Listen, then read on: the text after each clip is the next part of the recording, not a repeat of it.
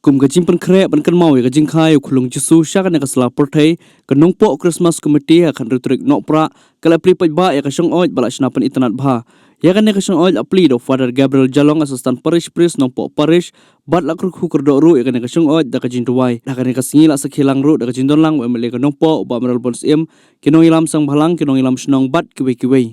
lani kajing hiar pateng jong Jesu kajing hiar pateng jong Jesu kalong khat sau takabut mut sau tu ar pateng nak lu Abraham hadu Jesu dihapa ni pule bria ia kini ki jing hiar pateng lani ka genealogy jong Jesu kidon ki jai benriu ki bapir ka senam ka bapir kabala klet hakane kapateng jong Jesu kajilong kapapir kajilong kababha kajilong basniru ngimla bandan tigide jinsisya na kata daw ba kajinghiar pateng jong Jesu kalalong tulung lang hakapateng solansa tingimde bandan kata kajing snow perniam Nimde bandon kata kajing per balang, kajing per niam, kajing per jai henriu,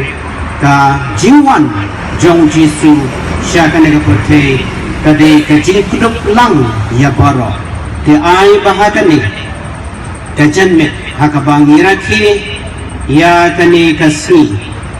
ka ribhoy Christmas celebration committee, to ai ba nilong kita kikon Kristen lani kihenmen para hitsya kanega putih kade kajing kuduk lang ya baro te ai bahagani kajan met hakabangira ki ya kani kasih ka ribhoy Christmas celebration committee to ai ba nilong kita kikon Kristen lani kihenmen para Hindu kibadon niya kata kajing teman, kajing suk, kajing insuk, hakani kajaka kabang isyong ini, ni kamay kahok, nilam kibatip beritibli, hakaburam kakor, da kani kajing rakhi, ya kani ka Christmas, ka pre-Christmas, lani ka Advent Christmas.